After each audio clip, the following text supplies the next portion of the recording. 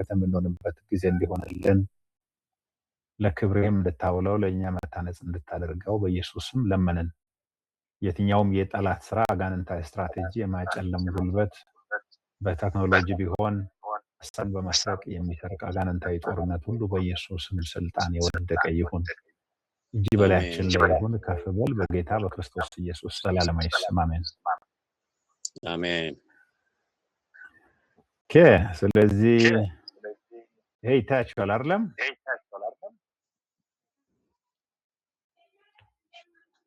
ይታያል።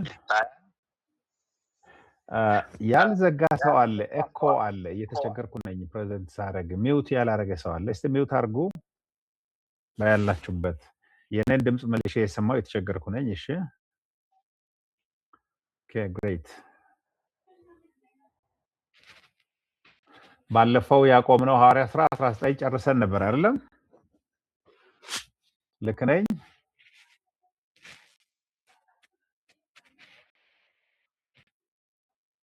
ሐዋርያት ሥራ 19 ጨርሰን አቁመናል። ትክክል ነኝ?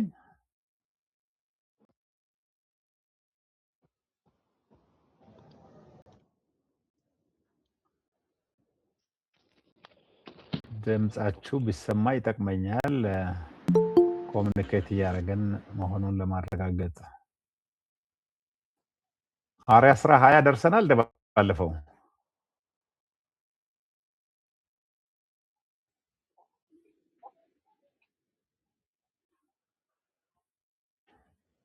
ሄሎ ምስጋኑ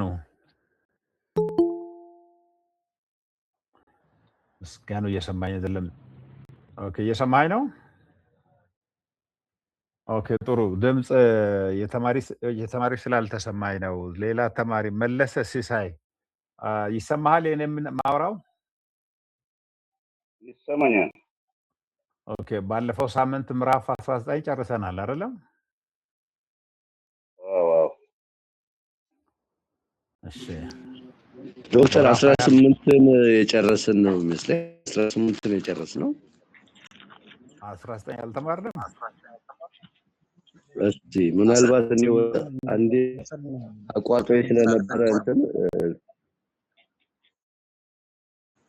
እስቲ ሌሎቻችሁ 19 አልተማርንም ወይ? ዶክተር 18 ኮኖ ይሄድ ነው። ኦኬ 18ም እኮ ማወቅ ነው የሚያስፈልገው። ስለዚህ አሁን 19 ነው የምንጀምረው መሰለኝ። 19 ጀምረው ዛሬ ላይ አዎ ዶክተር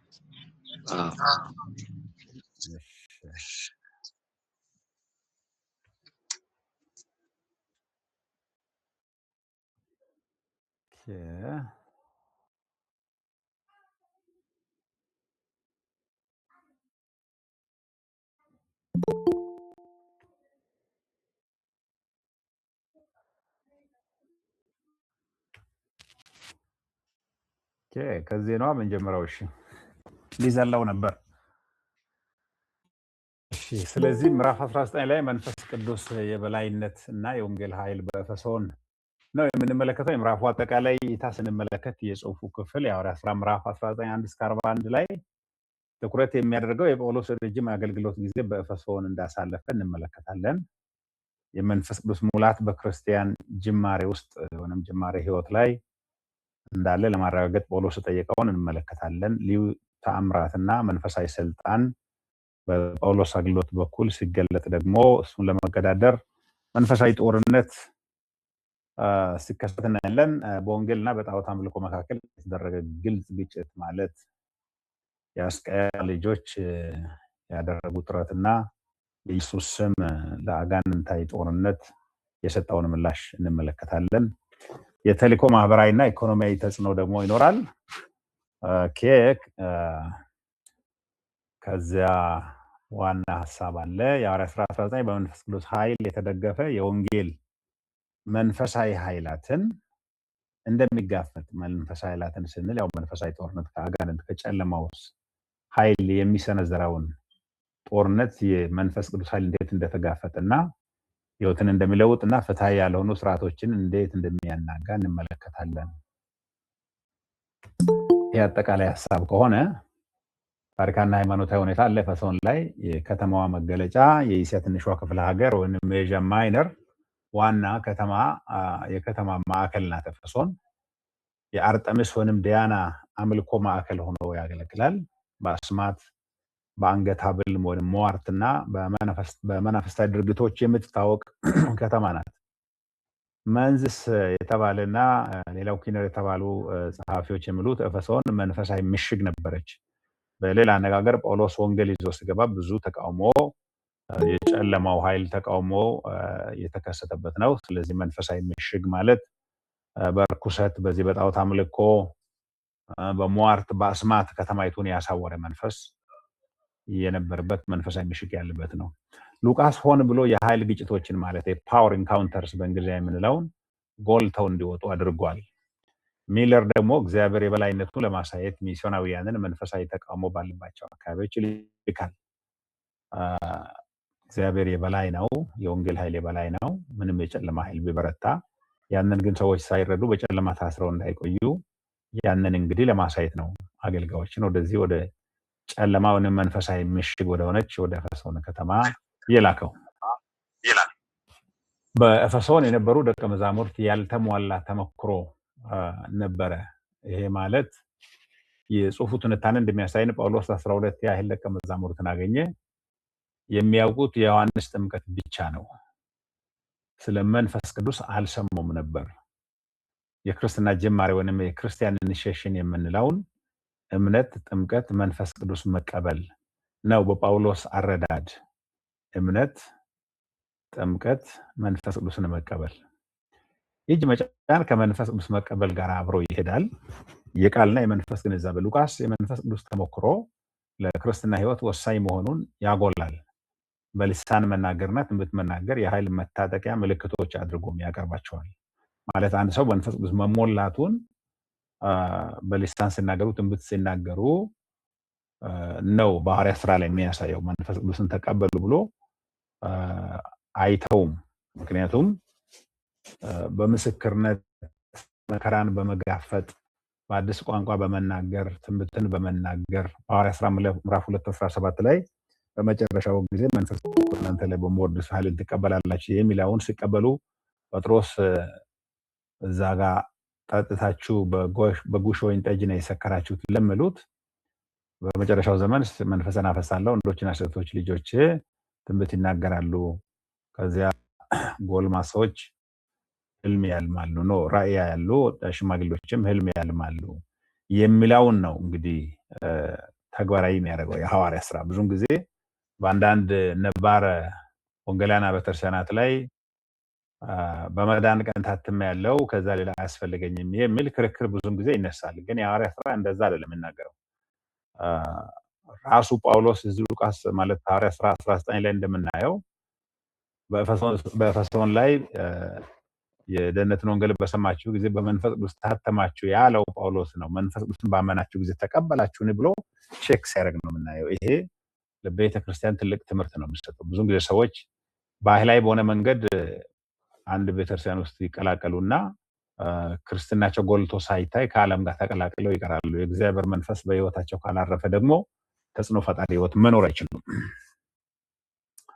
እዚህ ጋር ኤንአይቪውም እንግሊሽ ስታንዳርድ ቨርዥኑም ኒው ሪቫይዝ ስታንዳርድ ቨርዥን ሁሉም መንፈስ ቅዱስ ወረደባቸው the holy spirit came on them በሚለው ይስማማሉ። ይህም መለኮታዊ አነሳሽነትን እንጂ የሰውን ጥረት አያሳይ። ማለት የሆነ እጅ ስለተጫነ ብቻ ስርዓት ውስጥ ስላለፉ ተከናወነ ሳይሆን እግዚአብሔር መንፈስ ሊትራሊ በእነሱ ህይወት እንደተገለጠ አመልካች ሐሳብ ነው። እዚህ ጋር ለእኛ የምንማረው ነጥብ ምንድነው? መንፈሳዊ ቅንነት መንፈሳዊ ሙላት ማለት አይደለም። ብዙ ሰዎች ቅን የሆኑ ሰዎች ቸርች ውስጥ አሉ፣ ግን ያ ማለት በመንፈስ ቅዱስ ተሞሉ ማለት አይደለም። ተጽዕኖ የሚፈጥሩ አይደሉም። በጨለማው መንግስት ላይ እግዚአብሔርን ቃል መግለጥ፣ መስበክ፣ መመስከር አይችሉም። በቅድስና ተጽዕኖ የሚፈጥር ህይወት መኖር አይችሉም። እና ይሄ ነው ብዙውን ጊዜ በቸርች የምታየው። እና ጳውሎስ ለዚህ በጣም ደስ የሚል ምሳሌ አገልግሎት ነው ያለው። ሰዎች የሆነ ሲጸልይ፣ ሲዘምር፣ ሲሰብክ ብቻ በእነሱ ህይወት የታዘበው ነገር አለ። ለዚህ ነው ባመናችሁ ጊዜ መንፈስ ተቀበላችሁ የሚለው። ስለዚህ ሰዎቹ ያልተሟላ ነገር አላቸው። በነገራችን ላይ ሐዋርያት ሥራ 18 እና 19 ላይ የምንመለከተው ነገር ያልተሟላ ደቀ መዝሙርነትን ነው የምናየው። አስተውላችሁት ከሆነ ባለፈው ሳምንት እንደተነጋገርነው ምዕራፍ 18 ላይ አጵሎስ ስለ ኢየሱስ በትክክል ይናገራል፣ በመንፈስ እየተቃጠለ ነው፣ ግን ከዮሐንስ ጥምቀት ሌላ አያውቅም ነው የሚለው። ጵርስቅላና አቂላ ወደ ቤት ወስደው ከፊት ይልቅ የጌታን ነገር አስረዱት ነው የሚለው። እዚህ ጋር ክትትል ያስፈልጋል። አገልጋዮች የሆነ በቸርቹ ስለሚዘምሩ ወደ ወንጌላዊ ስለሆኑ የሆነ ቦታ አገልጋይ ስለሆኑ መንፈሳዊ መረዳት እውቀት በሙሉ ታጥቀዋል ማለት አይደለም። ትንሽ ባገኙት እያገለገሉ ነው፣ ግን ለመማር ፈቃደኛ መሆን አለባቸው። ጳውሎስ በምዕራፍ 18 እና 19 እንደምናየው ደቀ መዛሙርቶችን ይጎበኛል። ወንጌል ሰው መሄድ ብቻ ሳይሆን ወንጌል በሰበከባቸው ቦታዎች ያሉትን ደቀ መዛሙርት እየጎበኘ በጉብኝት ነው ያገኛቸው። እነዚህ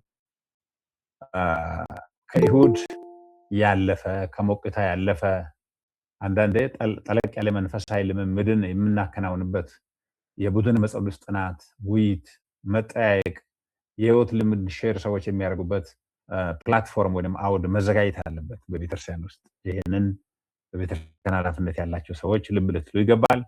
ወደሚቀጥለው ስንሄድ በትራኖስ ትምህርት ቤት ማስተማርና ደቀ መዛሙርነት ደግሞ አለ። ቁጥር 8-10 ላይ የስትራቴጂው ለውጥ ምንድነው? መጀመሪያ በምኩራብ ማስተማር ነው። ሁልጊዜ ጳውሎስ በምኩራብ ነው የሚጀምረው። በተቃውሞ ምክንያት ከዚያ መውጣት ነው። በየቀኑ በህዝብ መማሪያ አዳራሽ ወይም ሌክቸር ሆል ውስጥ ያስተምር ነበር።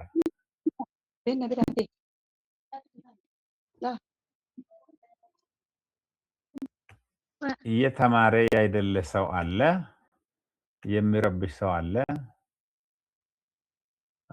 እንግዲህ አስቸጋሪ ነው። እናንተ ካለመማርም አልፎ ሌላውን በድምጻችሁ ስትረብሹ እኔም መግፋት ስለማልችል አቆማለሁ። እኔ ብቻ ሳይሆን ብዙ ሰው ስለሚረበሽ ማለት ነው። አለመማር አንድ ነገር ነው። እየተከታተላችሁ አይደለም፣ እያወራችሁ ነው። ግን ደግሞ ማይክ ኦን አድርጋችሁ ሌላም ሰው እናንተ ድምጽ እየሰማ እንዲረበሽ እያደረጋችሁ ነው። ያ መታረም አለበት። ደጋግመን ለማውራት እንደሞከር ነው። አገልጋዮች ነን፣ ብስለት ልናሳይ ይገባል። ይሄንን በብዙ ትህትና አሳስባችኋለሁ፣ ለሌሎች ደህንነት ሲባል። እሺ እንግዲህ ወደዚህ ስንመጣ በዚህ በትራኖስ ትምህርት ቤት ነው የጀመረው ጳውሎስ። ከነዚያ ደቀ መዛሙርት ከተለየ በኋላ በተቃውሞ ምክንያት ከዚያ ወጣ። በየቀኑ በዚህ መማሪያ አዳራሽ ላይ ማስተማር። እዚህ ጋር የተልእኮ አስፈላጊነቱ ሚለር እንደሚለው ደቀ መዝሙርነት የተልእኮ ስልት ነው። ታችኋል። ቅድም ለማንሳት የሞከርኩት ነው። ደቀ መዝሙር ማድረግ ሆን ተብሎ የሚሰራ እንጂ በድንገት በአጋጣሚ ለራሱ የሚከናወን አይደለም። ሰዎች በሳል ሰዎች ሌሎችን የሚያስተምሩበት ስልታዊ እቅድ ተከትለው ሲተገብሩ ነው የሚከናወነው እንጂ በደመነፍስ እንዲሁ የሚከናወን ነገር አይደለም። ደቀ መዝሙርነት ወንጌል የሚስፋፋው በሰለጠኑ አማኞች እንጂ በሐዋርያት ብቻ አይደለም። የሆኑ መሪ ፓስተር የታወቀ ቸርች ስላለ ቸርች ደህና ነው አይባልም። ውስጥ ላይ የተተከሉ ደቀ መዛሙርት ወንጌል የሚያስፋፉ ሌሎችን የሚያስተምሩ ክፍተትን የሚሞሉ የተደራጁ ሰዎች ስለሆኑ ነው የቤተክርስቲያን እድገት ራሱ የምንለካው በአንድ ቤተክርስቲያን ውስጥ። መንዝስና ኪነር ምንድን ነው የሚሉት? የ2 ዓመት ትምህርት በክልሉ ለውጥ እንዲመጣ አድርጓል። ጳውሎስ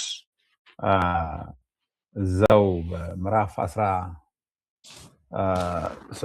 ላይ እንዳየ ነው በሚገርም ሁኔታ እዛው ቆይቷል። እዚህ ጋር አንዳንዱን ማንበብ ተገቢ ስለሚሆን ምዕራፍ 19 ላይ እሺ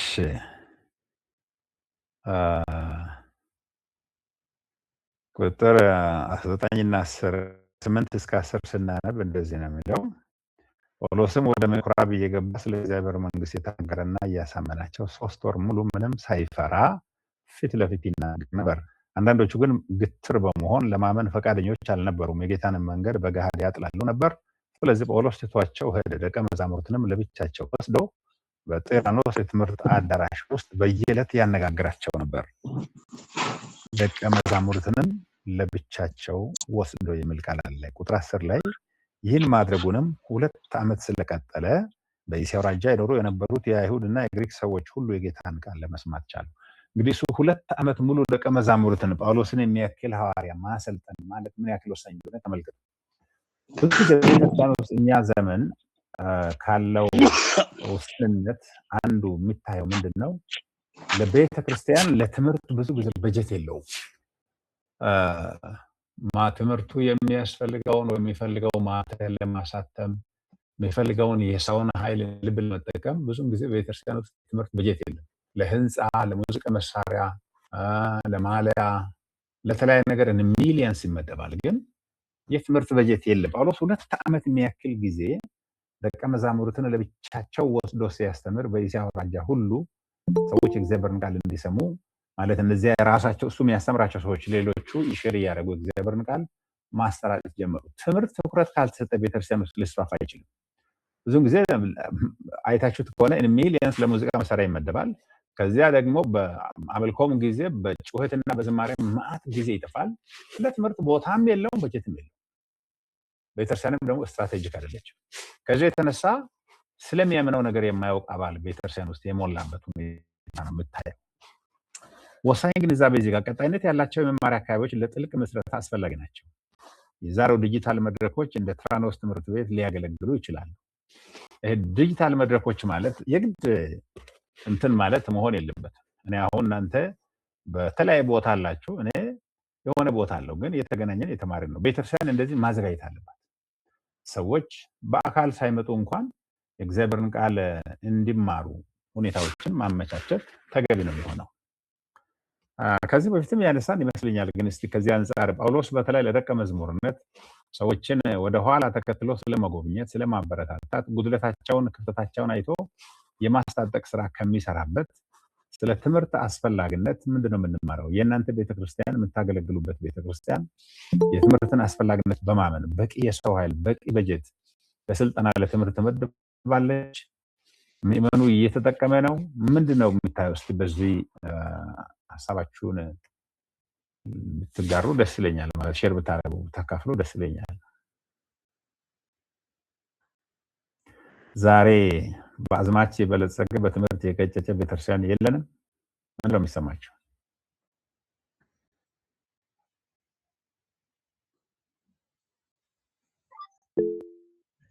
እሺ ጴጥሮስ ዶክተር እንዴት ነው? ደህና ነዎት? ሄሎ። እሺ ቀጥል። ደህና እግዚአብሔር ይመስገን። ብዙውን ጊዜ አሁን እኛ ጋር ለስልጠና በተደጋጋሚ ሁኔታዎቹ ጥሪ ምንም ይደረጋል።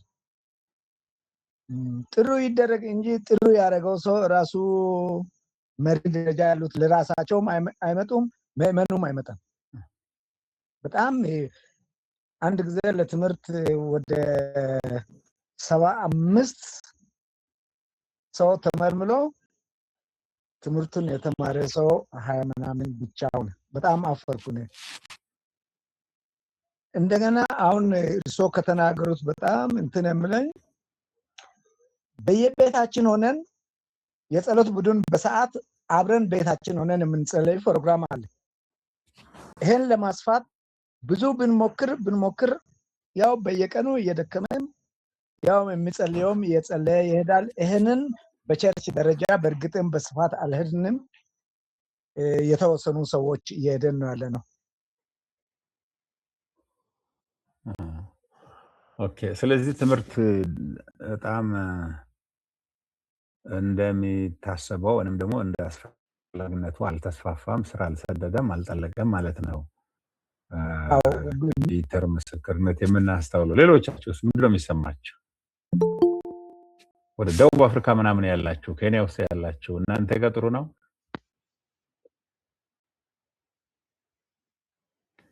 ሽመልስ ከዚያ ቀጥለው ወች አመሰግናለሁ ዶክተር።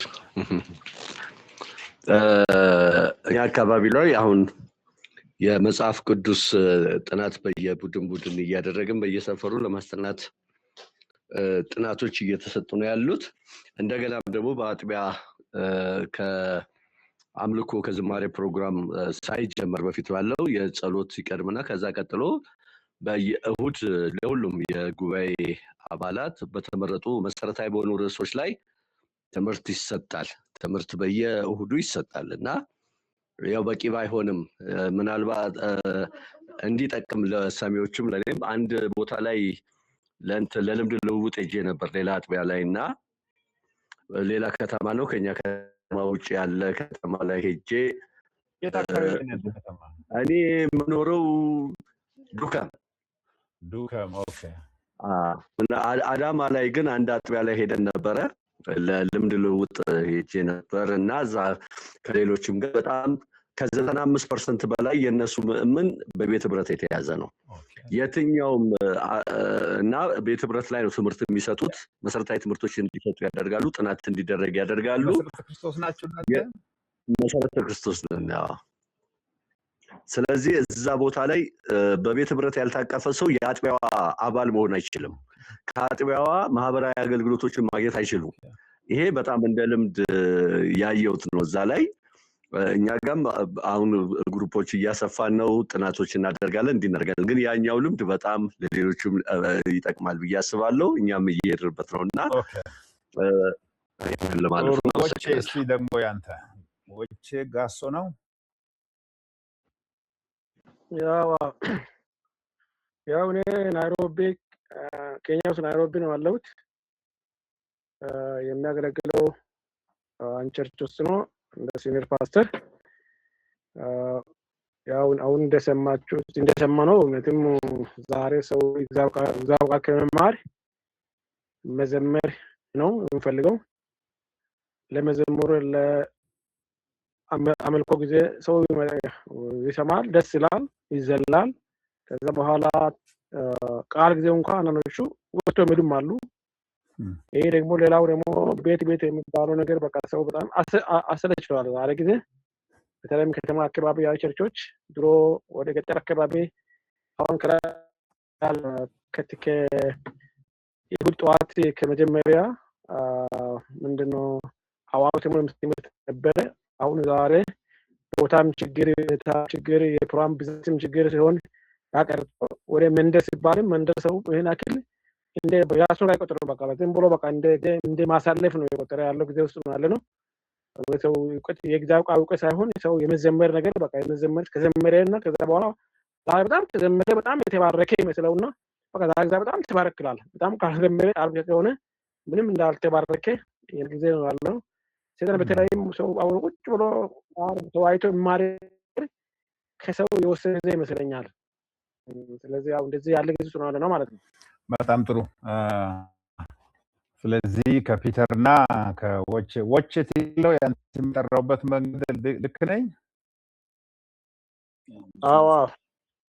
እሺ ጥሩ። ስለዚህ ምንድነው አሁን ከሽመልስ የሰማነው ምስክርነት ሞር ስትራቴጂውን ያሳየናል። አንዳንዱ ቸርች መሪዎች ራሳቸው በስልታዊ እቅድ አቅደው የቤት ህብረት ውስጥ ታቀፈሰው ከቤተክርስቲያን ምንም አይነት ማህበራዊ የሰርግ ቀብርም በሀዘን በደስታ አናገለግልም እስከ ማለት የሚያደርሱት እንግዲህ በደንብ ኢንፎርስ አድርገዋል። አንድ ይሄ በጣም መሆን ያለበት አንድ አጥቢያ በተለይ ስልጣን አለው። ምክንያቱም የአጥቢያው መሪ የሚሄዱበት መንገድ ሪበት እስከ ድረስ ኢንፎርስ ማድረግ ይችላል። ያ ካልሆነ ግን ምንም የማይጠቅም ዝም ብሎ ነው የሚመጣው። ምክንያቱም ዝም ባይዘዋ ግለሰብ ነው የጻፈው። ግለሰብ ባደገበው እውቀት ልክ ነው መዝሙሩ መሳይነት ያለው። ጀማሪ ሰው ገና ወደ ጌታ የመጣ ሰው ድምፅ ስላለ ከጻፈ ጥልቀት የሌለው ዝም ብሎ ጉባኤው በሙዚቃ ተታሎ ይዘምራል እንጂ አንዳንዱ መታረም ያለበት ነው። መዝሙሩ ራሱ መስመር የለቀቀ ነው። ምክንያቱም ግለሰቡ በእግዚአብሔር ቃል የተተከለውን ያክል ጥሩ ቅኔ ስንኝ ሊጽፍ ይችላል። ከዚያ ያለፈ ግን ዝም ብሎ የሰፈር ንግግር ሰብስቦ እንደ መዝሙር ሊዘምር ይችላል። ያንን ደግሞ የመጨረሻ እግዚአብሔር ቃል ነው የምናልከው በዚህ ነው ብሎ ሲጨፍር የሚውል ጉባኤ ምንም አይነት መንፈሳዊ መረዳት የለውም። በነገራችን ላይ መዝሙር ራሱ መጀመሪያ የወጣው የእግዚአብሔርን ቃል ሰዎች እንዲያስታውሱ ነው። የእግዚአብሔር ቃል ነው ወደ ዜማ መቀየር ያለበት። ግን መዝሙሩ ኮንተንቱ ራሱ ዛሬ ላይ ምን ይመስላል? እሱን እናንተ ተዋለው። አንድ መዝሙር ያልጻፈ መዝሙር የሌለው ዘማሪ የሞላበት ዘመን ላይ ነው ያለነው። የሰውን መዝሙር ለመዘመር ሰው ቲኬት ተከፍሎ ከአንድ አህጉር ወደ ሌላ ሀገር የሚሄድበት እንደዚህ የጨለመ ዘመን ላይ ነው ያለነው። እኔ አንድ ሰው ድምፅ ስላለው ብቻ መዝሙር መልእክት የሌለው ጊዜውን የሚመጥን መልእክት የሌለው የሰው መዝሙር እዛ ሰፈር የምናውቀውን ለመዘመር ቤተክርስቲያን ቲኬት ቆርጦ ሆቴል ይዞ ትልቅ ትራንስፖርቴሽን ተብሎ ተዘጋጅቶለት እንደዚህ አይነት ቁልቁል ቤተክርስቲያን እየሄደ ያለበት ጊዜ ስለሆነ ቤተክርስቲያን መሪዎች በጣም ማስተዋል አለባቸው። ምክንያቱም ሰውን ሊተክል የሚችል አፍተርኦል መጽሐፍ ቅዱስ ነው። መጽሐፍ ሰው ለማጥናት ካልፈለገ አሁን ቅድም ሐዋርያት 19 እንዳይነው ምናልባት እምነታቸው ሁሉ ሊፈተሽ ይገባል፣ በጌታ መሆናቸው ሁሉ ሊፈተሽ ይገባል። ለዚህ ደግሞ አመቺ የሆኑ መሪዎች ሊኖሩ ይገባል። ኤኒዌይ እንግዲህ በጀቱም የለም ለትምህርት፣ ሰውም የለም፣ ፍላጎቱም የለም። ይሄ ወዴት እየወሰደ እንደሆነ ይታያል። ግን ዞሮ ዞሮ መጽሐፍ እግዚአብሔር ቃል እንደሆነ ካመንን የእግዚአብሔር ቃል አገልግሎታችንን እንዲቀርጽም ከፈቀድን እግዚአብሔር ከቃሉ በስተጀርባ እንዳለ ካመንን አምልኮ ባህላዊና ጊዜያዊ ሞቅታ ስሜት ቀስቃሽ ብቻ እንዲሆን ፈቅዶ ቸርች መተው የለበትም። ኃላፊነት ላይ ያላቸው ሰዎች በተለይ በዚህ ላይ ትኩረት ማድረግ አለባችሁ። ጳውሎስ በአንድ አካባቢ 2 ዓመት የሚያክል ጊዜ ቁጭ ብሎ ደቀ መዝሙር ካሰለጠነ ያለኛ ብዙ የሚያስተምረው ነገር አለ። ጳውሎስን የሚያክል ከእግዚአብሔር መልእክት ተቀብሎ ቀጥታ የሚያስተምር ሰው ይህን ካስተማረ ኢየሱስ በወንጌላት ላይ እንደምናየው በተራራ ስብከት አንተ ቁጭ ብሎ ማቴዎስ ወንጌል ምዕራፍ 5:7 የሚያስተምር ሆነ። ጳውሎስ እዛ ምዕራፍ 20 ላይ ወደፊት እናያለን እያስተማረ ሰው ከፎቅ ወድቆ እስኪሞት ድረስ እስከ ሌሊቱ እኩለ ሌሊት ድረስ እንደዚህ በማስተማር ምን ያክል ወሳኝ ጸጋና ቤተክርስቲያን የሚተከልበት እንደሆነ በሐዋርያትና በነቢያት መሰረት ላይ ታንጻቸዋለች። ስለዚህ እግዚአብሔር ቃል ነው። ስለዚህ ዛሬ ላይ ህንፃ ላይ ለህንፃ በጀት የሚበጅቱ ለሙዚቃ ለማሊያ ለተለያየ ነገር ለዛ ለማአቴም ዝማሬ ጊዜ ሰጥተው የሰውን ኃይል የሚመድቡ ሰዎች ለትምህርት ቦታ ማይሰጡ ከሆነ ቤተክርስቲያንን ወደ ገደል እየወሰዱ እንደሆነ መታወቅ አለበት። ብዙ መስማት ይቻላል፣ ግን ጊዜ ስለማይፈቅድ ወደፊት ሄዳለው። ምናልባት በራሳችሁ ጊዜ ብዙ የምትጽፉት የምትዋዩት ነገር ሊኖር ይችላል። ወደ ሌላው ክፍል ስንሄድ ወደሚቀጥለው ክፍል ስንሄድ ኦኬ በዚህ የምናየው ሌላው ነገር ደግሞ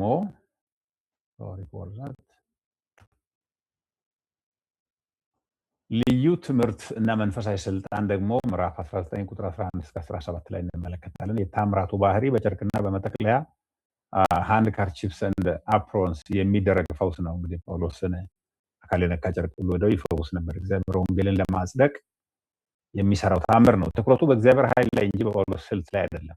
ብዙ ሰዎች ዛሬ ኮንፈረንስ ላይ ጨርቅ ይዛችሁ ነው እንዲያርጉ ይባላል። ጳውሎስ አንድ ሰው ስለሆነ ብዙ ቦታ መድረስ ስላልቻለ ነው ያደረገው እንጂ ኮንፈረንስ ላይ የጨርቅ ፈውስ የሚል ትምህርት ለመስጠት አይደለም። ያ ክፍል ሉቃስ የጻፈው የአስቃዋ ልጆች እንግዲህ ሳንሶክ ስከባ የሚባሉት ጳውሎስ የተላከ ኮሚሽን ነው። ከኢየሱስ ጋር ግንኙነት ያለው ነው። ስልጣን አውቶሪቲ ያለው ነው። የአስቃዋ ልጆች ደግሞ በራሳቸው የተሾሙ ከኢየሱስ ጋር ምንም ግንኙነት የሌላቸው ስሙን ብቻ ለመጠቀም ይፈልጉ ድፍረት፣ ግምት፣ ፕሬዛምፕሽን የሞላ ዛሬም ከኢየሱስ ጋር ግንኙነት የሌላቸው መዳን ያላገኘው በጽድቅ የማይመላለሱ ግን የሆነ ድራማ በሰው ፊት ለመስራት የሰውን ቀልብ ለመሳብ የሚደረግ ብዙ ነገር ስላለ በጣም መታወቅ አለበት። እግዚአብሔር በጳውሎስ ላይ ሆኖ ይሄንን የአስቃዋ ልጆችን ልምምድ ከመታበት የምንማረው ወይንም ለአጋንንት ጉልበት ተሰጥቶ እነሱን ከቦጨቀበት የምንማረው እግዚአብሔር አስመሳይ አገልግሎትን ዛሬም እንደሚጸይፍ ነው የምንማረው። እግዚአብሔር የማንንም ስም ለማግነን አገልግሎትን እንደ መድረክ ወይንም ደግሞ እንደ ድራማ እንድንጠቀም እግዚአብሔር አይፈልግም። መጠንቀቅ አለብን። ስነ መለኮታዊ ግንዛቤ ከዚህ ምንድነው? መንፈሳዊ ስልጣን የሚመነጨው ከግንኙነት ማለት ከኢየሱስ ጋር ካለን ግንኙነትና ከመታዘዝ እንጂ ከመምሰል ወይም ኢሚቴሽን አይደለም። የሆነ የጳውሎስን የአስቃዋ ልጆች ኮፒ ባረጉት ማለት ነው። ዛሬ አንድ ኮንፈረንስ ላይ የሚደረግ ነገር ሌላ ኮንፈረንስ ላይ ሰዎች ኮፒ አድርገው ኢሚቴት አድርገው ቀርተው ይኮርጀው የሆነ ነገር ለማድረግ ይሞክራሉ። አገልግሎት የኩረጃ ጉዳይ አይደለም። ከኢየሱስ ጋር ካለን ግንኙነት በመንፈስ ቅዱስ ተነሳስተን በውስጣችን ተወቅሰን የምናደርገው ነገር እንጂ በእግዚአብሔር ቃል ከተጻፈው እውነት ተነስተን የምንሰራው ስራ እንጂ ከኢየሱስ ጋር ግንኙነት ከሌለበት የኩረጃ አገልግሎት አገልጋዩንም ሲሄድ ያጠፋል፣ ጉባኤውንም ደግሞ ወደ ገደል የሚያስገባ እንደሆነ ታውቅ አለበት። ለአገልግሎት ማስጠንቀቂያው ምንድነው? የኃይል አገልግሎት ቅድስናና መገዛትን ይጠይቃል። መንፈሳዊ ቃላትን ያለ አግባብ መጠቀም አደጋን ያበዛል። ብዙ ሰዎች የሆነ የኩረጃ ቃላት መንፈሳዊ መስል እንትና ወንጌላዊ ሲናገር እኔ መናገር አለብኝ የሚል አይነት ብዙ ጊዜ በመድረክ ላይ ይስተዋላል። ይሄ ቅዱሳዊ መሰረት የሌለው ሀሳብ ነው። ጊዜ አይፈቅድም እንጂ አሁንም የኩረጃ ህይወት ምን ይመስላል ባላችሁበት አካባቢ?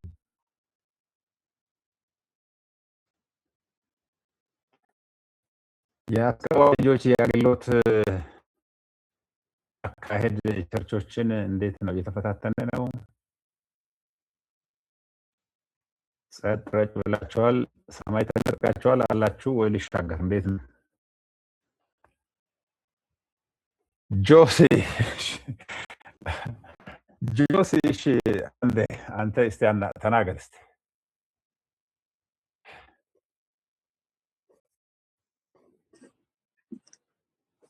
እሺ ነበር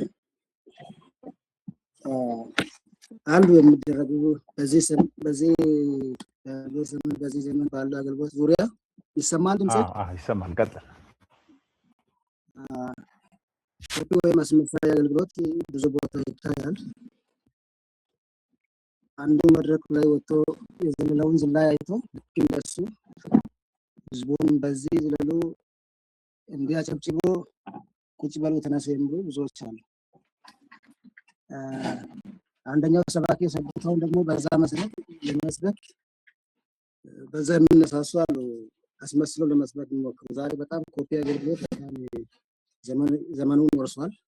ቤተክርስቲያን በዚህ ተወራለች ማለት ይቻላል። ግማሽ ሰው አገልግሎቱን የራሱን ሳይሆን ኮፒ ነው ማገልገል የሚፈልገው። ከላይ በከፍተኛ ያገለገለ እኔም በዚህ ላይ አገልግሎት አለ። በዚህ ቤተክርስቲያን ይሄ በጣም ጥሩ ነው። እርግጠኛ ነኝ የተሻለ ያንስ ነገር ሳለምን ነገር ሊሰማ ይችላል። ግን ምንድነው የኔ ማሳሰቢያ ለኛ የእግዚአብሔር ቃል አገልጋዮች ለሆነን ጸልየን የእግዚአብሔር መንፈስ በልባችን በሚሞላው መልክ በቃሉ እውነት ውስጣችን ተወቅሶ የእግዚአብሔር ክብር እንዲገለጥ በእምነት ከማገልገል ውጪ የማንንም የአገልግሎት መልክ ቅርጽ መኮረጅ ውጤታማ አያደርገንም። ብዙ መሄድ ይቻላል ጊዜ አይፈቅድልም እንጂ የሳምሶን ጦር መሳሪያ ያለ ነው ዳዊት በስንት ድንጋይ ነበር የሚለው መጽሐፍ? 5 ድንጋይ ነው።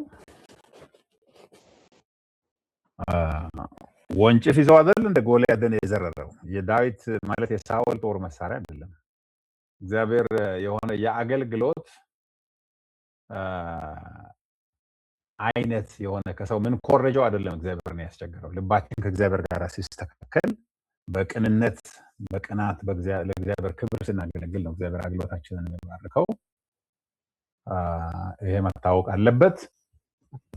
ዛሬ ሰዎች ከዚህ ግን እየወጡ ኩረጃ አገልግሎት ላይ ነው ያሉት። ወጣቶችን በተለይ ከዚህ አይነት ፈተና ማስጠንቀቅ ማስተማር ጥሩ ነው።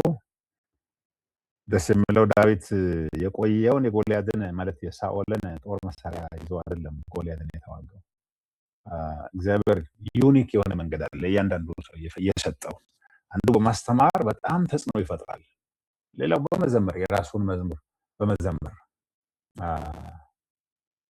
ኩረጃ አገልግሎት ስላለ ነው ምንም ለውጥ ሳይታይ ዝም ብሎ ማአት ጊዜ በጩኸት የሚያልቀው። ከመድረክ ወደ መድረክ የተኮረጁ አገልግሎቶች ያለ ለውጥ ህዝቡን ገለባ እያበሉ ቆይተዋል እና መጠንቀቅ ተገቢ ነው የሚሆነው። እሺ እንግዲህ ጊዜ ስለማይፈቅድ አሁንም በዚሁ እያቆመን ከዚህ ስነ መለኮታዊ ግንዛቤ ምንድነው? መንፈሳዊ ስልጣን የሚመነጨው ከግንኙነት ማለት ከጌታ ጋር ካለን ግንኙነት እና ጌታን ከመታዘዝ እንጂ ከመኮረጅ አይደለም። ለአገልግሎት ማስጠንቀቅ ምንድነው? የኃይል አገልግሎት ቅድስናና መገዛትን ይጠይቃል። መንፈሳዊ ቃላት ያላግባብ መጠቀም አደጋን ይጋብዛል። ዛሬ መንፈሳዊ ቃላቶች አሉ የሚደጋገሙ ብዙ የሚነገሩ ነገሮችና ኦኬ እንግዲህ በሚሽን አገልግሎት እንደዚህ አይነት ነገር አይሰራም። ለውጥና ኑዛዜ ምንድነው? እዚህ ጋር ህዝባዊ ንስሐው የቀድሞ ድርጊቶችን መናዘዝ፣ የአስማት መጽሐፍትን ማቃጠል፣ የኢኮኖሚ ዋጋ ማለት 5000 ድሪም ማለት 50000 ድራችማስ ገንዘብ ነው። ይህም ዋጋ የሚያስከፍል ደቀ መዝሙርነትን ያሳያል። እዚህ ጋር ሰዎቹ ወደ ክርስቶስ ሲመጡ 50000 የሚል ሊያወጣ የሚችል መጽሐፍ አቃጥለው መጡ ይላል። ሰዎች በመንፈስ ቅዱስ ሲወቀሱ ምንም ነገር ወደኋላ ጥለው ለመምጣት ወደኋላ አይሉ። በጌታ ይታያል፣ ትክክል የሆነ ለውጥ ይታያል። ዛሬ ብዙ ያልተጣለ በጀርባው ላይ ያቀፈው መዓት አሸንክታብ ነው ሰው ወደ መጣ በኋላ ላይ ቀስ ብሎ ይቀደሳል ይባላል። እየጠጣ እያመነዘረ ጠንቋይ ቤት እየሄደ ቸርች ውስጥ እንዲመጣ እንፈቅዳለን። እውነተኛ ለውጥ ከመንፈስ ቅዱስ ሲመጣ ሰዎች ዓለም የጫናቸውን አሸንክታብ ሁሉ አቃጥለው ይመጣሉ። ደስ ይላል በጣም። ወደ ዓለም ላለመመለስ ድልድዩን ሰብረው ነው ወደ ክርስቶስ የሚመጡት። አሁን ግን በብዙ ተተብትቦ ለመዘመር ይሞክራል፣ ለመስበክ ይሞክራል፣ ለመምራት ይሞክራል። ማህበራዊ አገልግሎት ቸርች ውስጥ ስላለ፣ ቀብሩ ሰርጉ ስላለ፣ ጓደኝነቱ ስላለ፣ ምስት ፍለጋ ባለ ፍለጋ ስላለ ይወጣልና ይሄ በጣም ሊሰመርበት ይገባል። እናንተ ቸርች ያሉ ሰዎች ዋጋ የሚያስከፍል ደቀ መዝሙርነት ይታይባቸዋል? ከዓለም ተላቀዋል? ከበደለ ትምህርት ለመማር ይፈቅዳሉ ወይስ ይኑሩ ለጊዜው በኋላ ላይ ይለወጣሉ ተብሎ ነው? ይሄ በጣም ማሰብ አለበት። ሚለር የተባለ ሰው ስለዚህ ጉዳይ ሲናገር እውነተኛ ለውጥ ወደ ህዝባዊና ግልጽ ለውጥ ይመራል። የተልእኮ ውጤቱ ምንድነው? እንዲሁም የጌታ ቃል በኃይል ያድግና ያሸንፍ ነበር ይላል ቁጥር 20 ላይ። የጌታ ቃል ያድጋል፣ ያሸንፋል ዓለማዊነትን። ወንጌልና ማህበራዊ መናጋት አለ። እዚህ ቁጥር 21 እስከ 41 ባለው ላይ በኤፌሶን የተነሳው ሁከት ምንድነው? ከአርጤምስ ጋር የተያዘ ንግድ መቀነስ፣ መቀዛቀዝ፣ ገበያው ተቀዛቀዘ፣ ጣዖታት እየወደቁ መጡ፣ በወንጌል እየተመቱ በስውር ባለሀብቶቹ ኢንቨስተሮቹ በጥንቆላ በአስማት ይህንን ምስል እየሸጡ የከበሩ ሰዎች እየከሰሩ ሲመጡ ኢኮኖሚያዊ ስጋት ጣዖት አምልኮን አጋለጠ። ኢኮኖሚያዊ ስጋት ጣዖት አምልኮን ሲያጋልጥ ስነ መለኮታዊ ትርጉሙ ላይ በሐሰተኛ አምልኮ ላይ የተገነቡ ስርዓቶችን ይፈታትናል፣ ቻሌንጅ ያደርጋቸዋል። ማህበራዊ አለመረጋጋት መንፈሳዊ ግጭትን ይገልጣል። እንግዲህ ከበስተኋላው አጋንንቶች የተቆጡ ሰዎች ወደ መዳን ሲመጡ ግን ደግሞ ለአጋንንቶች መሳሪያ ወይም ደግሞ ስራ አስፈጻሚ የሆኑ እነዚህ ጣዖት ምስል ቀርጸው ሸጠው ህዝቡን አጃጅለው የሚጠቀሙ ሰዎች ብዙም ጊዜ ወንጌል ሲሰበክ የሆነ ሃይማኖተኛ፣ የሆነ ፖለቲከኛ፣ የሆነ ባለውቃቤ፣ የሆነ በዛ አካባቢ ላይ ህዝቡን አጃጅለው የሚጠቀሙ ከብሮ ንጉስ ሆኖ ስግደት ሲቀበል ያለ ሰው ቁጣውን ያው ይገልጣል። ይህንን ወንጌል ለመስበክ የሄዳችሁ ሰዎች አይታችኋል ብዬ አስባለሁ። መንዝስ እና ኪነር የተባሉ ሰዎች ስለዚህ ጉዳይ ሲናገር ሉቃስ ክርስትናን አመፀኛ ያልሆነ ነገር ግን ለውጥ የሚያመጣ አድርጎ ያሳል፣ በማህበረሰብ ውስጥ ማለት ነው። የከተማው ጸሐፊ ጣልቃ ገብነትን እንመለከታለን። የሮማ ስርዓት ተከበረ፣ ክርስትና እንደገና በተዘዋዋሪ በከተማው ባለስልጣን ጥበቃ አገኘ። በኋላ ላይ የምናገኘው ሰው ጳውሎስን ማለት በሐሰት ከሰው ሲመጡ እናንተ ስለ ቃላትና ስለ ምናምን የምትናገሩ እሱ የራሳቸው ጉዳይ ላይ የሚደበድቡትን እንደበደቡ፣ ግን ያው ለውጥ ያመጣ አልቻለም። ክርስትና ይልቅስ በከተማው በገበያው በህፃናት ቤት እየታወቀ መጣ። እዚህ ጋር የምናነጻጽራቸው ነገሮች ቃል አለ፣ የየቀኑ ትምህርት አለ። ጳውሎስ ጋር 2 ዓመት ያስተማረው መንፈስ ደግሞ የኃይል ግጭቶች አሉ። አንዱ ጋር መጽሐፍት የጥንቆላ መጽሐፍ እስኪቃጠል ድረስ፣ የጣዖቱ ዋጋ ሲቀንስ ደግሞ የህዝቡ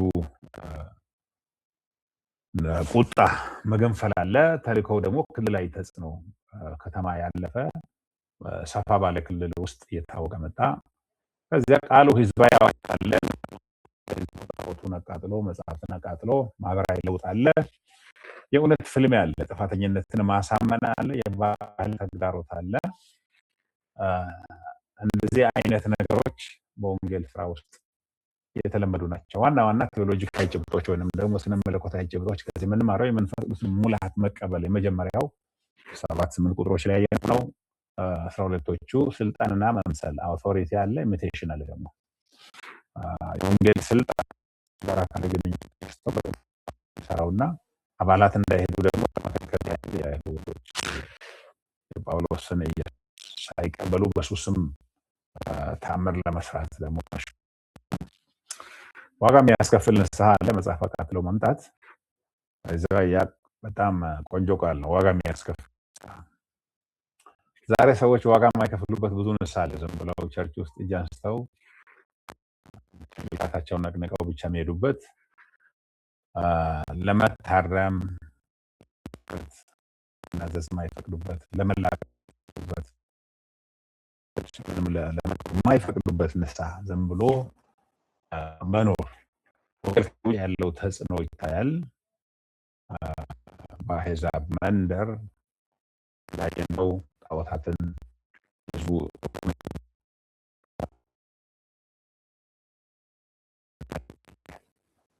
ተግባራዊ ትምህርት ለኛ የሚሆነው የግል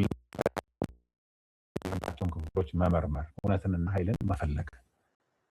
ደቀ መዝሙርነት ያለባቸው ክፍሎች በቤተክርስቲያን ውስጥ፣ በመዘምራን ውስጥ፣ በመሪ ውስጥ፣ በአገልጋዮች ውስጥ፣ በባልቴቶች ውስጥ፣ በወጣቶች ውስጥ የቱ ጋር ነው ያለው?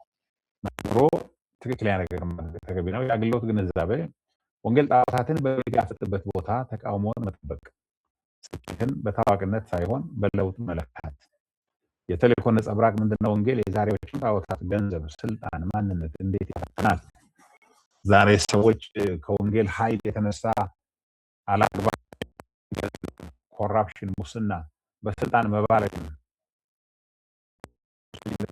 ሌላውን የሚያፈናቅሉበት፣ የሚያርዱበት፣ የሚያቃጥሉበትን ነገር ወንጌል በትክክል አስጥለዋል። በሚያስከፍል ንስሐ በህይወታቸው ይታያል። ዋጋ የሚያስከፍል ትምህርት እየተራመዱ የተመላለሱ ነው። ይህን ነው በሉቃስ ወንጌል ምዕራፍ ምን ትኩረት አደረገ? ጳውሎስ መንፈሳዊ ስልጣን ከኮረጃ አገልግሎት የሚለየው እንዴት ነው? የሐዋርያት ሥራ 19 በግል ብቻ የተወሰነ ክርስትና ነው ፕራይታይዝን እንዴት ይፈታትናል? ጳውሎስ ብዙዎችን የሚነካካ ነው። በአገልግሎቱ ለኤፌሶን ናቸው። በየአካባቢ በየክልል ባላችሁበት ቦታ የተንሳፈጣውት ምንድን ነው? ገንዘብ ነው? እውነት ነው? ስልጣን ጉዳይ ነው? ምንድን ነው? ብዙዎችን የሚንበረከክ ያለ ጣዖት ዮሐና መልእክቱ ሐዋርያት 19 የሚያሳየን ሲሰበክ መንፈስ ቅዱስ ሲጋበዝ አሁን ወንጌላውያኖች ብቻ ሳይሆን ኃይላትን ባህልን ይለውጣልና የኢየሱስ ክርስቶስን ጌትነት ይገልጣል። በዚህ ምዕራፍ 19 ልንተናበት ነው። ጥያቄ ያላችሁ?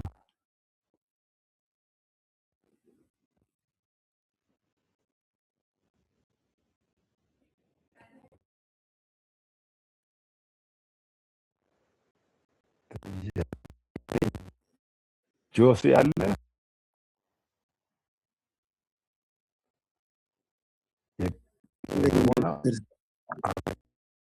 የቅድሞ ነው። እሺ ታንክ ዩ። ጥያቄ ካለላችሁ ወደሚቀጥለው ተናገርና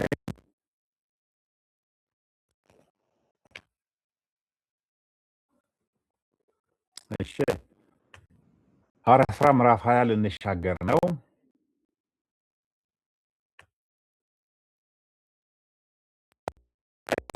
አጠቃላይ ምንድነው? የጳውሎስ ጉዞዎችን ነው። መቄዶንያ፣ ግሪክና ጥሮአዳን ጳውሎስ በጥሮአዳ ሰበከ። አውጤኪየስ ከሞት ተነሳ። በትምህርት መሀል ሲያንቀላፋ የነበረ ወጣት ወደ ሚሊጥን አለን። የጳውሎስ የስንብት ንግግር ለኤፌሶን ቤተክርስቲያን ሽማግሌዎች ደግሞ ቁጥር 17-38 እንመለከታለን። የጳውሎስ ጉዞዎች ቁጥር 1 እስከ 6 ላይ ኮንቴክስቱንም አውዱ ምንድነው? ሰው ሁከት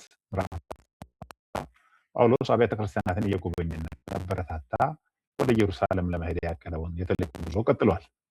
ጳውሎስ በመቄዶንያ በኩል ወደ ግሪክ ተጉዟል። ቀደም ብለው የተመሰረቱትን አማኞች ማህበረሰቦች በማበረታታትና በማጽናት ጊዜውን አሳልፈዋል። ያልኩት ይሄ ነው። ጳውሎስ ወንጌል ማወጅ ብቻ ሳይሆን ወንጌል አውጆ ጌታን የተቀበሉትን ደቀ መዝሙር የማድረግ መጽናታቸውን እንደገና ደግሞ ቼክ ማድረግ ሞላታቸውን በትክክለኛ ጎዳና እየሄዱ እንደሆነ ህይወታቸውን ይከታተላል። በተለይ የእረኝነት አገልግሎት ነው፣ የመጋቢነት አገልግሎት ነው፣ የመሪዎችም የመንፈስ ቆይታ ስፒሪት ሚሽን እዚህ ጋር ምንድነው? መንፈስ ቅዱስና የህይወት እንዴት ተጣምረው እንደሚሄዱ መንዝስ የተባለ ሰው እና ኪነር የተባለ ሰው ይሄንን ጉዞ በጂኦግራፊያዊ እይታ ብቻ ሳይሆን በመንፈሳዊ ማለት ኒውማቲክ እይታ ይገነዘቡታል። ጳውሎስ የተልእኮ እንቅስቃሴ በመሪነትና በማህበረሰባዊ ተበረታታ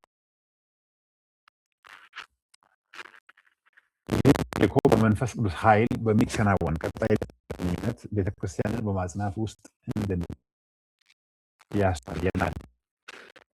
ደግሞ የመንፈስ ሕይወት መገለጫ መሆኑን ያጎላል። ይህም ከላይ እንቅስቃሴን የቤተክርስቲያን ምስክርነት ለማጠናከር ካለ መንፈሳዊ ግዴታ ጋር ያገናኘዋል።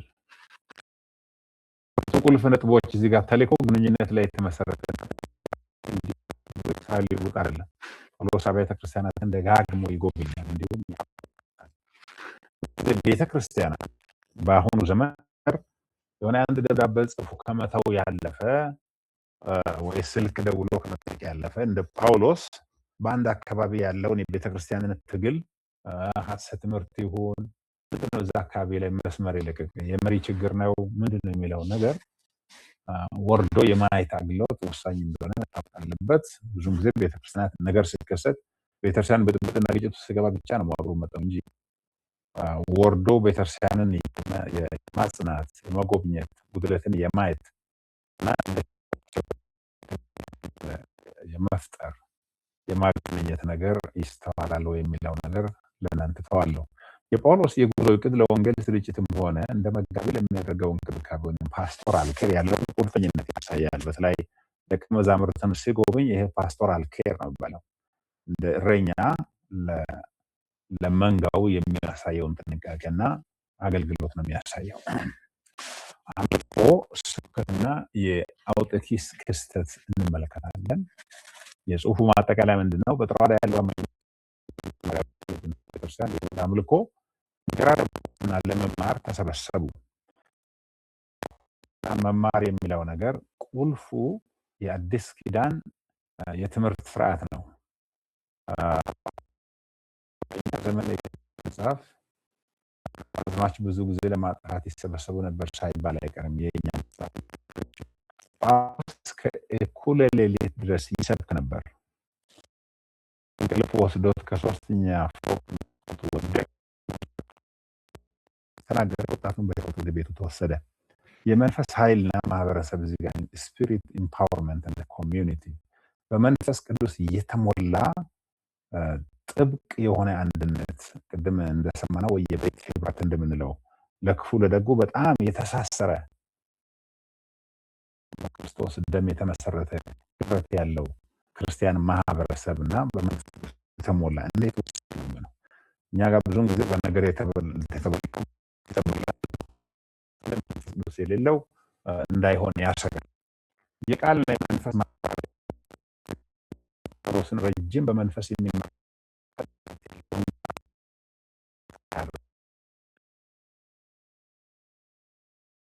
በመንፈስ ቅዱስ የሚደገፍ አምልኮና ትምህርትን ያንጸባርቃል። ስለዚህ ይሄ እንጀራ መቁረስ የሚለው በጣም ነው የሚገርመን። በእኛ ጊዜ አንዳንድ 3-4 ሺህ የሚያክል ሰው ቸርች ውስጥ ሰበሰባል። አንዱ አንዱንም አያውቅም። አዝማች ነው አንድ ላይ ምናልባት እንዲያመልኩ የሚያደርገው ቃል ከሰማ ከዚያ ሮጦ ይጠፋል ይሄዳል እንጂ እንጀራ እንደ መቁረስ ልብ ለልብ የተገናኘ ህብረት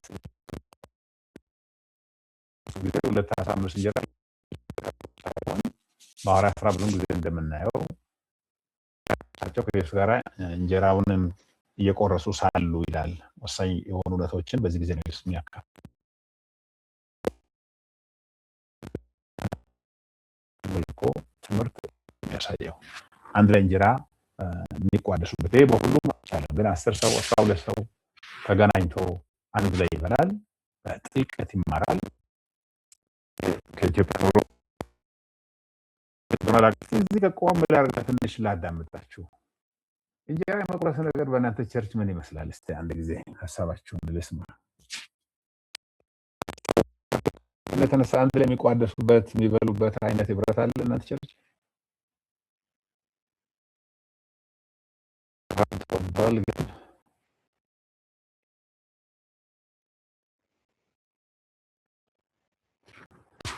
እንዴት ነው አለ?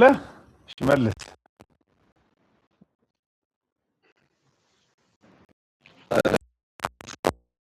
አለ ለምሳሌ አሁን ላይ ነው የጀመረው። ወጣቶች አንድ ላይ ማዕድ የራሳቸው የሆነ ሰመር ካምፕ ነገር ይደረጋል። እንደዚህ ከህፃናትም ጀምሮ እኛ የጀመርነው ነገር ምንድነው በክረምት ላይ ምግብ እዛው ቸርች ውስጥ እንትን እያሉ እንዲቆዩ ለአንድ ወር አካባቢ ልጆችን እናቆያለን። ምሳ እዛ ነው የሚመገቡት። ወጣቶችም የተወሰነ ቀን የፈጠርን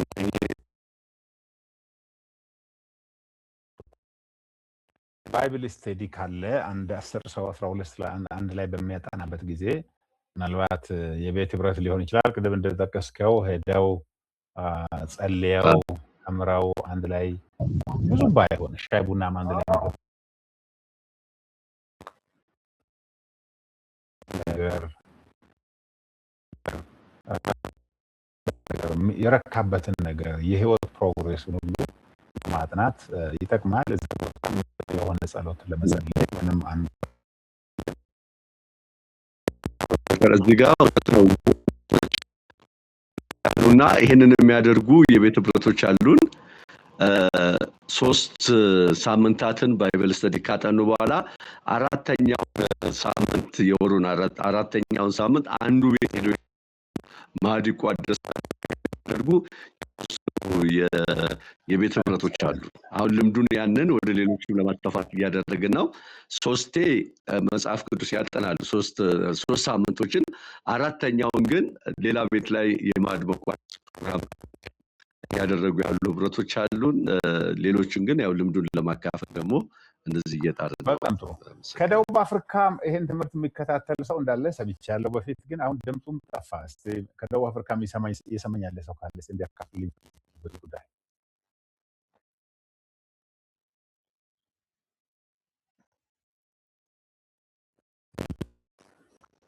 ጋኑ እየሰማህን ነው? ኦኬ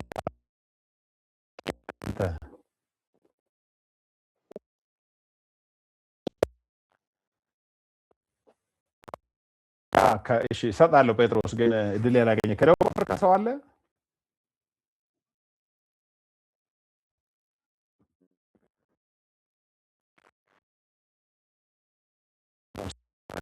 እየሰማኝ አይደለም አንተ? አቤት ልቀጥል። አባይን አለ አለው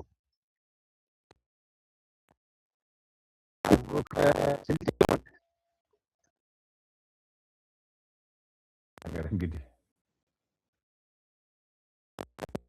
ሰዓት አደሱ ባለውበት አሁን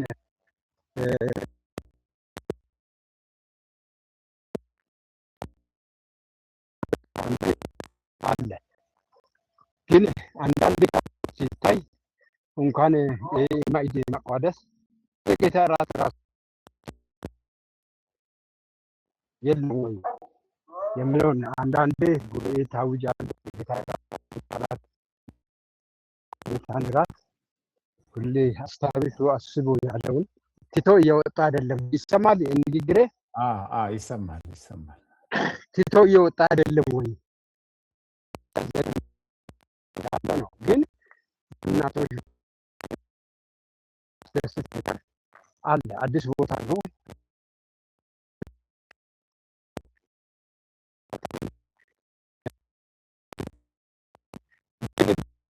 እኔ አሁን ቸርች እዛ በነበርኩበት ቸርች ላይ የጌታ ራት ሲባል ትቶ አደሱ አለ ወይ መቋደስ ቀርቶ ሌላው ይሄ የባህልን እያጋነኑት ያለ አንድ ሰው ሲሞት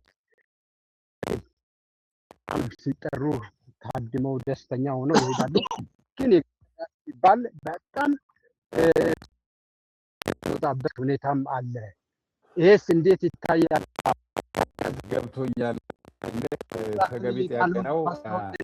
ያም ስላለ ነው እኔ አሁን እየጠየኳቸው ቤተክርስቲያን አገልግሎት ለማህበራዊ ህይወት ዝም ብሎ ብቅ ብሎ ፊት አሳይተው የሚጠፉበት፣ ቅድም ከኬንያው ጠንከር ያለ ትምህርት ለመማር የማይፈቅዱበት እንደ እድር አይነት ህብረት ቸርች ላይ ስላለ በተለይ ቅድም እንዳነሳው አዲስ ቤተክርስቲያን ሲሆን ወደ ጌታ በመጡበት ብዙ ንክክ ነገር ክፍፍል በሌለበት ቀደም ብለው ያስጀመሩ ሰዎች ያንን ፍቅር ህብረት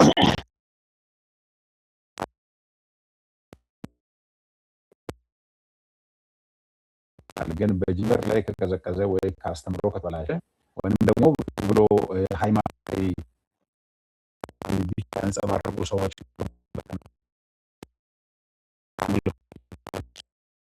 አይታወቁም ናቸው ስብሰባ እንጂ ለቤተክርስቲያን ብዙም ቦታ የለም። አሁን ላይ ቤተክርስቲያን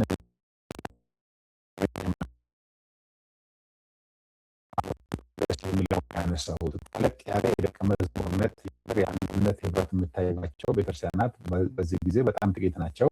ግን መሪዎች ትልቅ ሚና መጫወት ባህል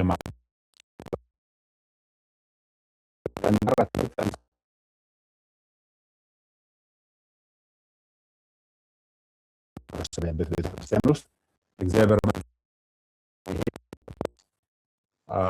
ብዙ ክሳራ ውስጥ መግባት ስለ ፒተር ከዚያ የተለየ ነገር አለ ያቀራር ያካፍልና ወደ መትነጋ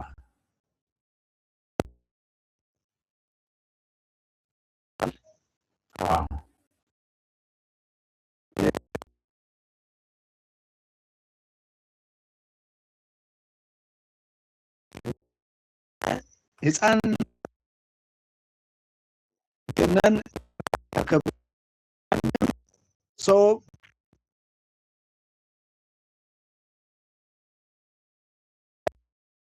ታርዶ አጥላ ነው የሚጠቀም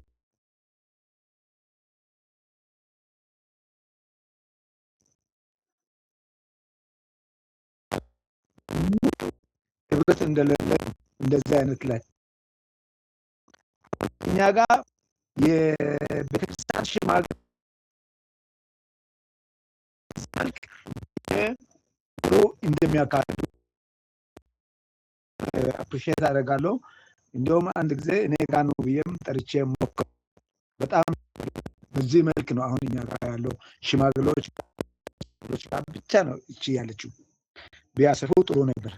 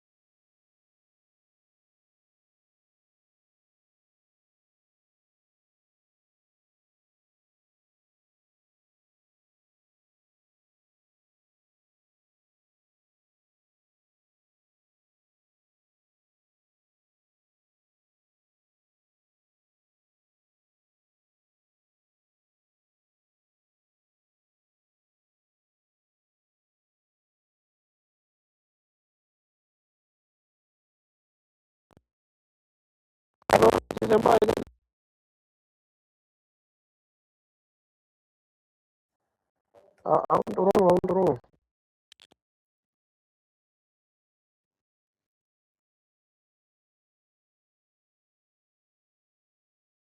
እና የጋራ ህይወትን ያካትታል። ቅድም እንደተናገርነው እግዚአብሔር ኃይል እምነትንና ተልእኮውን ለማድረስ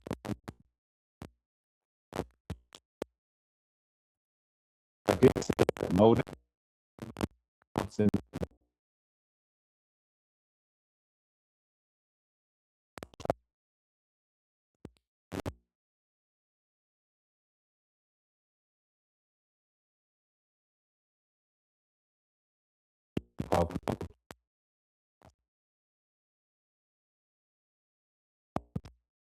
ኢየሩሳሌም ለመድረስ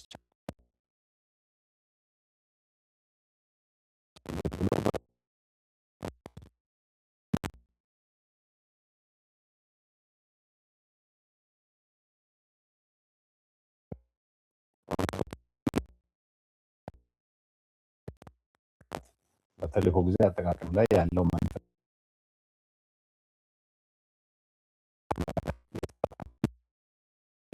የሚመራ አይደለም። መንፈስ ቅዱስነት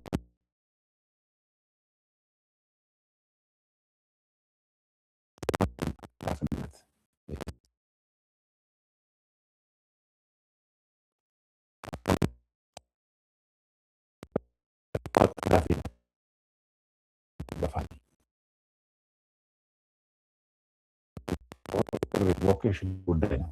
እያንዳንዱ እርምጃ ለመለኮታዊ ጊዜን ለመንፈስ ቅዱስ ነው ያሳያል።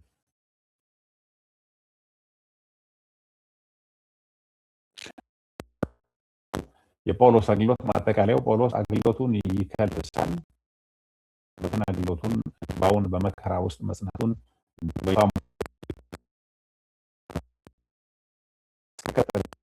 እንደማይሳሳላት ሁሉ ይናገራል።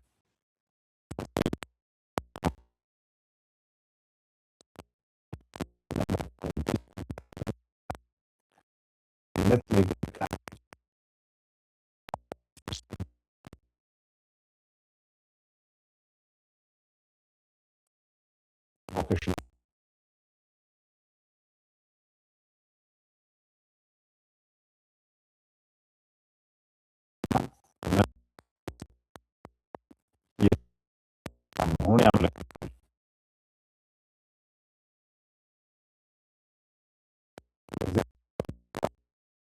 ማህበረሰቡ ግንባታ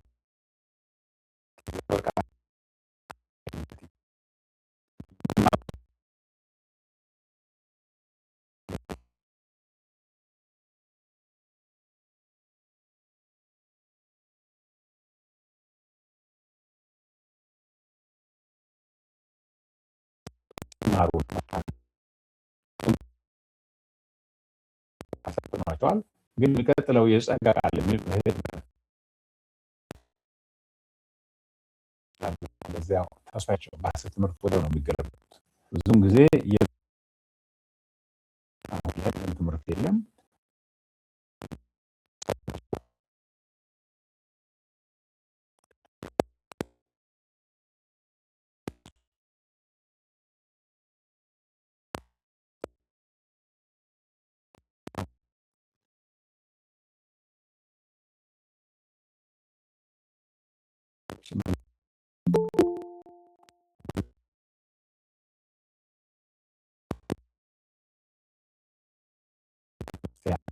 ጌታ መቆረስ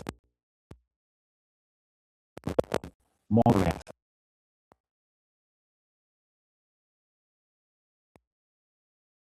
ያጣማል። ለጥሪ ተጨባጭ ሁኔታዎች ውስጥ የሚገለጥ ንቁ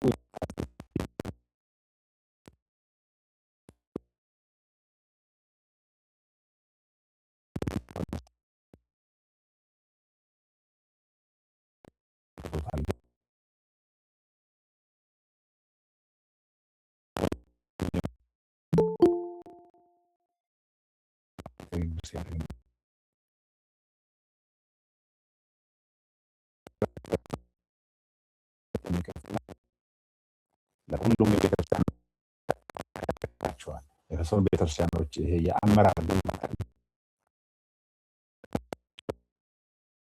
የዋህነት ነው አለበት በእግዚአብሔር ቃል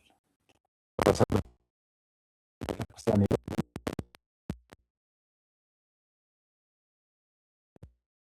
ያረጋግጣል።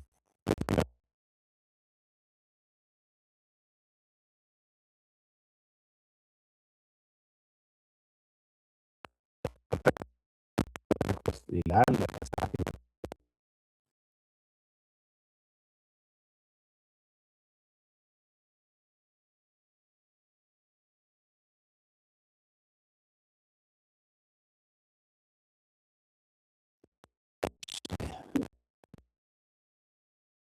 ይሆናል። ተስማምታችኋል?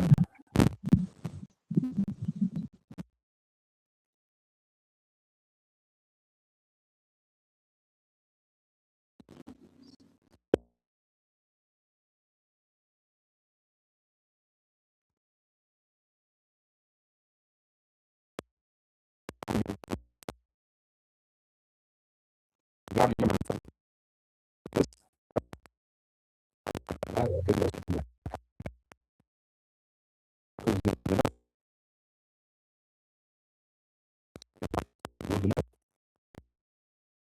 እና ተከራካሪ የመጣበት ጊዜ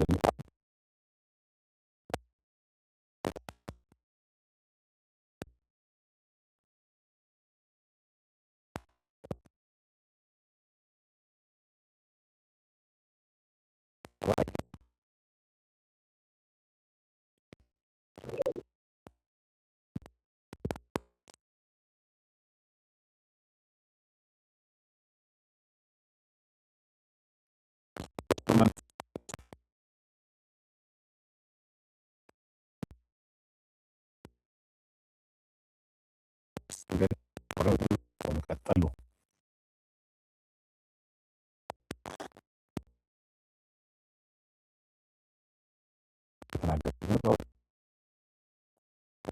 ከሱ ድምፅ በጸሎት ቆይቶ በተለየ መንገድ ነው የተረዳው። ማለት እነሱ ተቃራኒ ሳይሆን እነሱ ለህይወቱ ደግሞ በመስዋዕትነት በእስራት በመከራ ውስጥ ለወንጌል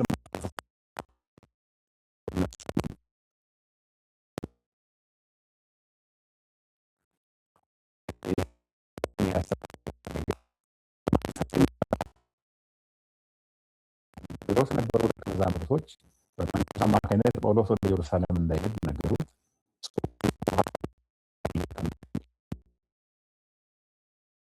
መከራ የተሰጠ ትንቢታዊ ማስጠንቀቂያ ነው።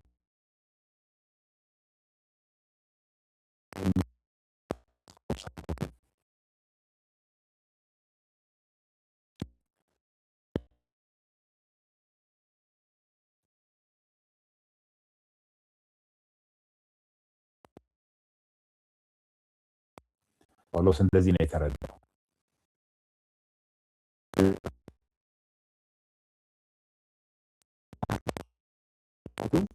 ተንበርክከው ጸለዩ።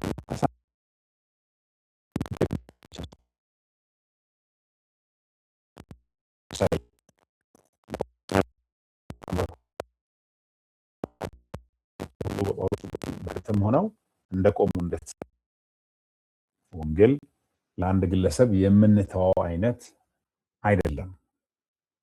በጋራ በመተባበር መቆም ያለብን እንጂ ኢየሩሳሌም ለራስና ለያዕቆብና ለሽማግሌዎች የተሰጠ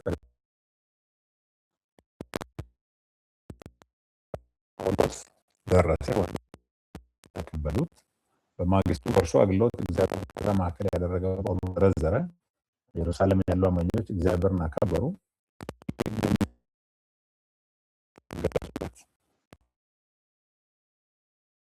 የምንመለከተው ጳውሎስ ይህ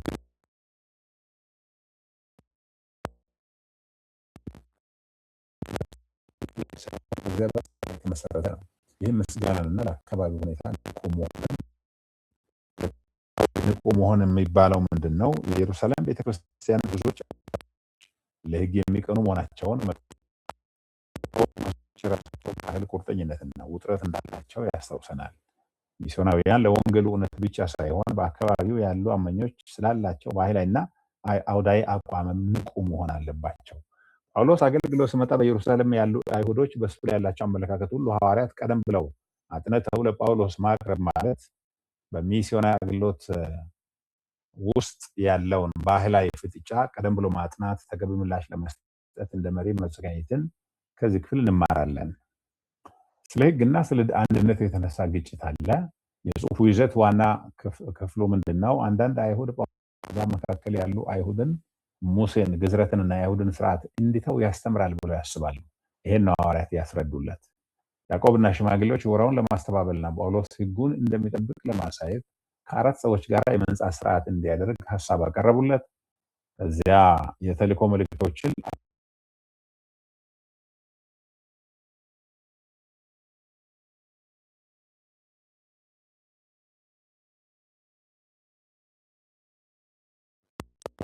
ሚስዮናውያን ከአጋሮቻቸው እንኳን ሳይቀር ለሚመጣ የተሳሳተ ግንኙነትና መረዳት ዝግጁ መሆን አለባቸው።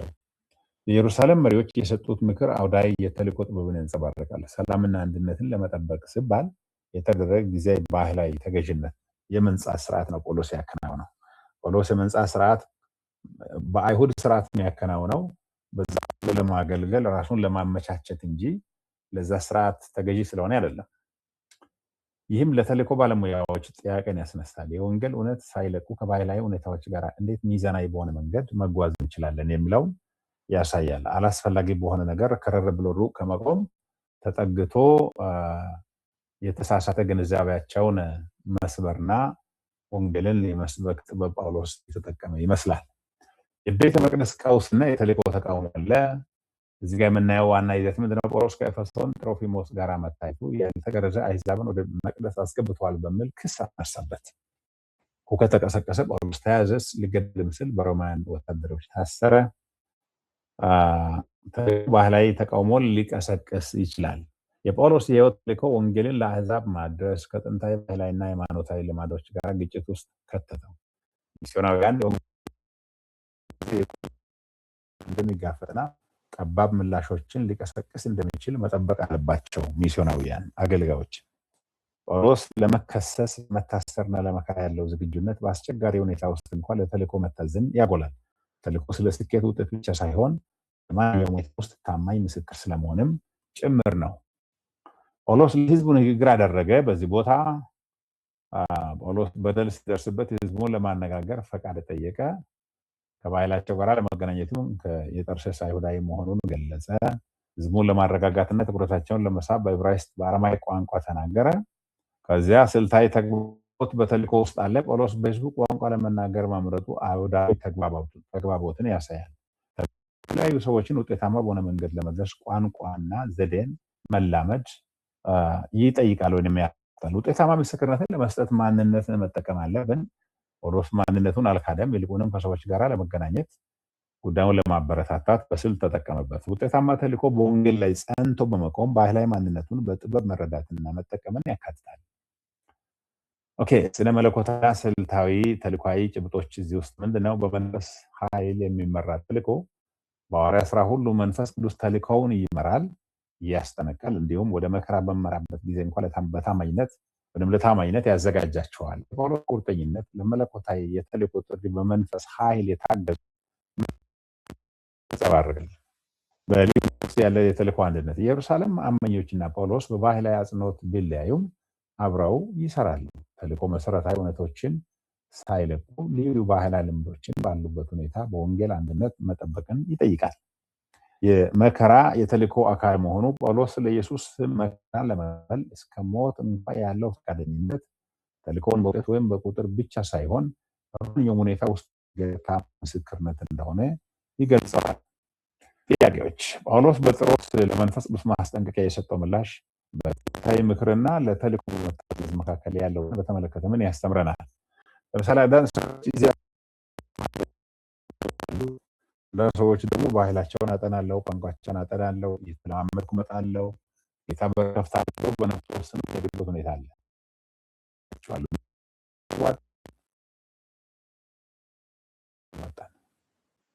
የዛሬ ሚስዮናውያን ጳውሎስ ከኢየሩሳሌም መሪዎች ጋር እንዳደረገው ሁሉ ስለ ወንጌል የሚነሱ ትርጓሜዎችን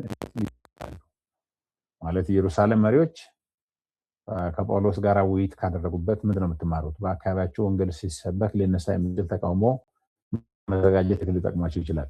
ወንጌልን ሳይቀንሱ ወይም ሳይቀይሩ ምን አይነት ባህላዊ ማላመጃዎችን ማድረግ ተገቢ ነው ብላችሁ ታስባላችሁ? የጳውሎስ ተግባቦት ስልት በአረማይክ መናገሩ ለተልእኮ ተግባር አውዳይነት ወይም ኮንቴክስቹዋላይዜሽን በተመለከተ እንዲቀራ ይሆናል። ይሄ ነው ምዕራፍ 21። ለትዕግስታችሁ አመሰግናለሁ። ምናልባት እንትን አሳይታችሁ ይችላል። በዚህ ሳምንት ያልሰራችሁ ስሩ። ፈተናም እየቀረበ እንደሆነ ይወቁ። ያለ ፈተና ይኖራችኋል። ጥያቄ ያላችሁ ከዛ በፊት ግን ጸልየን ከማጠናቀቃችን በፊት አዎ ዶክተር ጥያቄ ምናልባት እንትኖ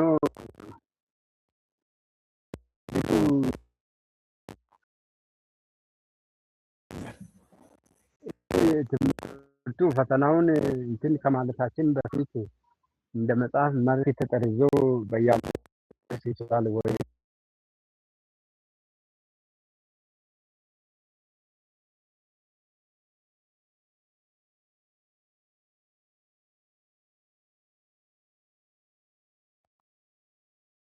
ትምህርት ነው የሐዋራ ስራን በጣም አሁን የታየው ዶክተር በጣም የሚለው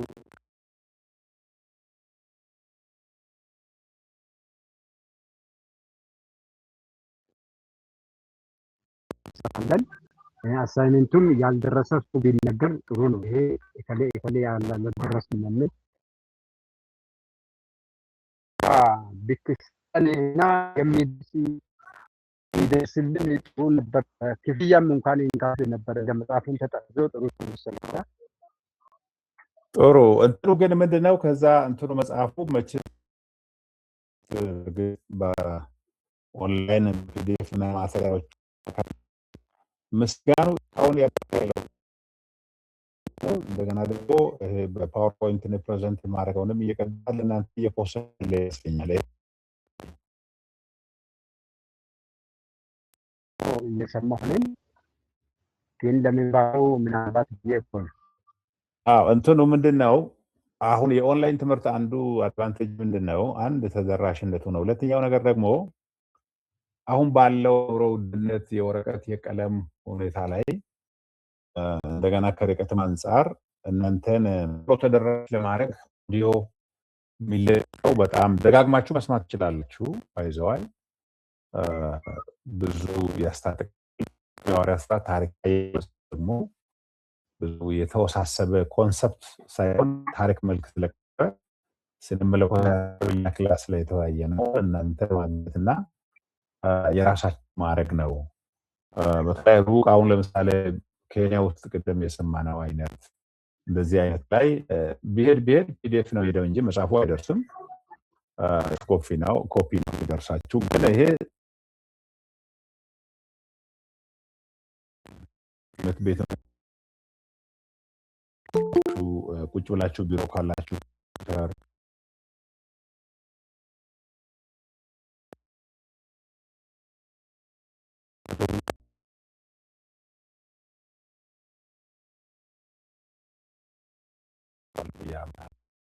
ከትምህርቱ ጋር የተያዘ አስተያየት ካለም ያለዚያ ሰዓታችን አለው። ሐዋርያ ሥራ እንዴት ባይዘዋይ ሰጣል ለናል ለምናስተምረው ወደፊት ለምንቀመው መጣጫና እንዴት አገኘ ሐዋርያ ሥራ አሁን ጀምራችሁ የተጓዛችሁ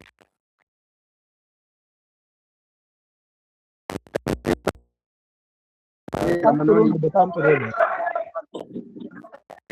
በጣም እየተመቸን ነው።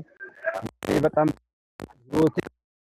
ምዕራፎችን እንደው ራስን ያለሁት በጣም ዛሬ ደግሞ እንደቃን በዚህ ተሞክሮ ሄደን ትምህርትም አደረግን ባለው ቅድም ወንድማችን መሰረት ጥሩ እኔ ባለሁበት ያው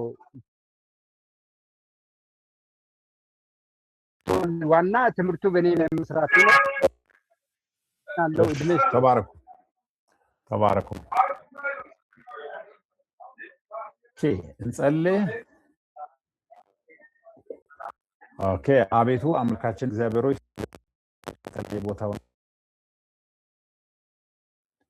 በሐዋርያ ሥራ እስካሁን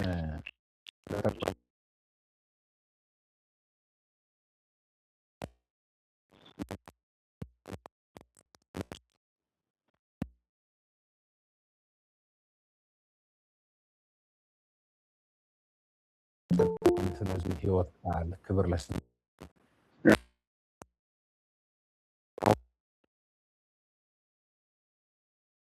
ራይ ሁኔታ ባሉበት ባህል ታሮክን ያስችል ያንተ ባየነው ከተማርነው ተስከባት በላያቸው ላይ እንዲያልፍ እጅ ተአምር እንዲሰራ ለብዙዎች ባቸው ጌታው ሁለቱን አሳ አምስቱን እንጀራ ቆርሰህ ለ5,000 ህዝብ በድካምና በውስንነት በሚማሩበት የተለያዩ ተግዳሮት ባሉበት ከእነሱ እውቀትና ማስተዋል አልፈህ እነሱን ለብዙዎች በረከት እንድታደርግ በኢየሱስ ስም ጸለይኩ። ሰላም ያሁን በዘላለማዊ ስም አሜን። አሜን። ተባረክ ዶክተር፣ ጤና ይስጥልን። እናመሰግናለን። ተባረኩ። እግዚአብሔር ሰው ይባርካችሁ።